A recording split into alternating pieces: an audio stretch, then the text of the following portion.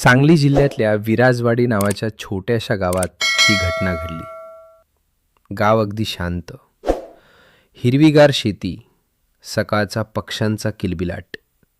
पण या शांततेच्या मागे एका घरात हळूहळू काहीतरी बिनसलं होतं. त्या घरात राहत होते शंकर, त्याची दुसरी पत्नी कविता आणि पहिल्या पत्नीपासून झालेला मुलगा आदित्य. आदित्य खूप लहान असतानाच त्याची आई गेली होती. त्या दिवसापासून त्याच्या आयुष्यात एक मोठी पोकळी निर्माण झाली होती, आईच्या प्रेमाची. काही वर्षांनी शंकरनं दुसरं लग्न केलं आणि कविता त्या घरात आली. सुरुवातीला सगळं व्यवस्थित होतं. कविता आदित्यची काळजी घ्यायची, त्याला जेवायला घालायची, अभ्यासात मदत करायची. हळूहळू आदित्याला तिच्यात आई दिसायला लागली. तो तिच्यावर विश्वास ठेवायला लागला. पण घरात एक गोष्ट कमी होती, शंकरचा वेळ. तो दिवसभर कामात व्यस्त असायचा. घरात जास्त वेळ कविता आणि आदित्य एकटेच असायचे. आणि इथूनच सगळं बदलायला लागलं. कविता आदित्यशी जास्त जवळीक साधू लागली. सुरुवातीला आईसारखं वाटणारं वागणं, पण हळूहळू ते काहीसं वेगळं वाटायला लागलं. ती त्याच्या केसांवरून हात फिरवायची, त्याला खूप जवळ बसवायची. हे पाहून शेजाऱ्यांना संशय येऊ लागला. एकदा विहिरीवर 2 बायका कुजबुजत होत्या. हे जरा जास्तच नाही का? हो, पण शंकरला कोण सांगणार? कोणीही उघड बोललं नाही. पण गावात चर्चा वाढत गेली. एक दिवस शेजारीण मिनल भांडी परत द्यायला आली. तिनं दार ठोठावलं. आतून काहीच आवाज नाही. ती निघायला वळली, पण अचानक तिची नजर खिडकीकडे गेली. ती काही क्षण तिथेच थबकली. तिचा चेहरा बदलला आणि काहीही न बोलता ती तिथून निघून गेली. त्या दिवसानंतर ती त्या घरात पुन्हा कधी गेली नाही. आता गावात फक्त एकच प्रश्न फिरत होता, त्या घरात नक्की काय चाललंय? गावात कुजबूज वारत होती, पण शंकर अजूनही अनभिज्ञ होता. त्याला वाटत होतं सगळं ठीक आहे. दरम्यान आदित्य आता कॉलेजला जाऊ लागला होता. पण त्याचं लक्ष अभ्यासात कमी आणि घरात जास्त राहू लागलं होतं. तो जास्त वेळ कवितासोबत घालवू लागला. घरात काही गोष्टी बदलायला लागल्या. दारं आतून बंद राहणं, दोघं उशिरा उठणं, रात्री उशिरापर्यंत जागणं, हे सगळं हळूहळू वाढत होतं. एक दिवस अचानक शंकर नेहमीपेक्षा लवकर घरी आला. मुख्य दार आतून बंद होतं. त्याने हाक मारली. कोणताही प्रतिसाद नाही. तो मागच्या बाजूने घरात शिरला. घरात अजब शांतता होती आणि आतल्या खोलीतून हलका आवाज येत होता, हसण्याचा, कुजबुजीचा. त्याचं हृदय जोरात धडधडायला लागलं. तो सावकाश दरवाजाजवळ गेला.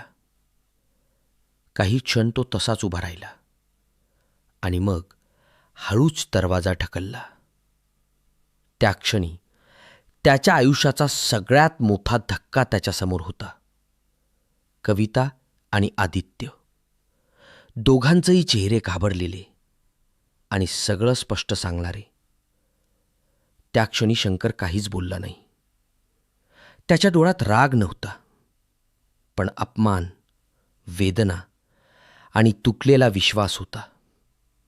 तो शांतपणे वळला आणि बाहेर निघून गेला. त्या रात्री तो घराच्या ओट्यावर बसून राहिला, डोळे उघडे, पण मन पूर्णपणे तुटलेलं. मी काय चूक केली? हा एकच प्रश्न त्याच्या मनात फिरत होता. घरात मात्र भयानक शांतता होती. कविता रडत होती. आदित्य पूर्णपणे घाबरलेला. पण आता शब्दांची किंमत उरली नव्हती. पुढचे काही दिवस शंकर नेहमीसारखाच वागला. तो कामावर जायचा, घरी यायचा, पण कोणाशी काही बोलत नव्हता. त्याच्या शांततेतच सगळं दडलं होतं. कविता आणि आदित्य त्याच्या नजरेला टाळू लागले. घरात एक विचित्र भीतीचं वातावरण तयार झालं. पण शंकरच्या मनात एक वादळ तयार होत होतं आणि त्या वादळाचा शेवट काय होणार हे अजून कोणालाच माहीत नव्हतं. दिवसानंतर घरात सगळं बदललं होतं. शंकर बाहेरून शांत दिसत होता, पण आतून तो पूर्णपणे तुटला होता. तो रोज नेहमीसारखाच वागत होता. कामावर जायचा, घरी यायचा, पण एकही शब्द जास्त बोलत नव्हता. घरात आता फक्त शांतता आणि भीती उरली होती. कविता आणि आदित्य त्याच्या नजरेला टाळू लागले. त्यांना समजत होतं काहीतरी मोठं वादळ येणार आहे. काही दिवसांनी शंकरनं अचानक सांगितलं, मी 2 दिवस गावाबाहेर जातोय. तो घरातून निघाला, पण खरं तर तो गेला नव्हता. तो जवळच थांबून सगळ्यावर नजर ठेवत होता. रात्र झाली. तो हळूच परत घराजवळ आला. खिडकीतून आत पाहिलं आणि त्या क्षणी त्याच्या मनातला शेवटचा धागा तुटला. आता त्याच्यासाठी काहीच उरलं नव्हतं. त्या रात्री बाहेर पाऊस पडत होता. आकाशात वीज कडाडत होती. घरात भयानक शांतता. शंकरच्या मनात फक्त 2 गोष्टी उरल्या होत्या, वेदना आणि राग. तो थांबू शकला असता, कोणाशी बोलू शकला असता, पण त्या क्षणी त्यानं स्वतःवर नियंत्रण ठेवलं नाही आणि त्यानं चुकीचा निर्णय घेतला.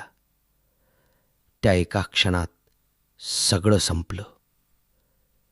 काही वेळानंतर शंकर स्वतः चालत पोलीस स्टेशनमध्ये गेला आणि शांत आवाजात म्हणाला, मी खूप मोठी चूक केली. पोलीस तपासात सगळं सत्य समोर आलं. कोर्टात केस चालली. दोन्ही बाजूंनी युक्तिवाद झाले. शेवटी न्यायालयानं निर्णय दिला.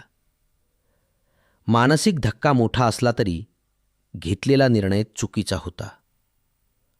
शंकरला जन्मठेपेची शिक्षा सुनावण्यात आली. एक घर पूर्णपणे उद्ध्वस्त झालं. 3 आयुष्य संपली आणि मागे उरली फक्त एक शिकवण. कधीकधी एक क्षणाचा राग संपूर्ण आयुष्य बदलून टाकतो. विश्वास तुटला की नातंही तुटतं आणि रागाच्या एका क्षणात घेतलेला निर्णय आयुष्यभराची शिक्षा देऊ शकतो. म्हणूनच कठीण प्रसंगात शांत राहणं आणि योग्य निर्णय घेणं खूप गरजेचं आहे. अशाच कथा पाहण्यासाठी आपल्या चॅनलला सबस्क्राईब करा.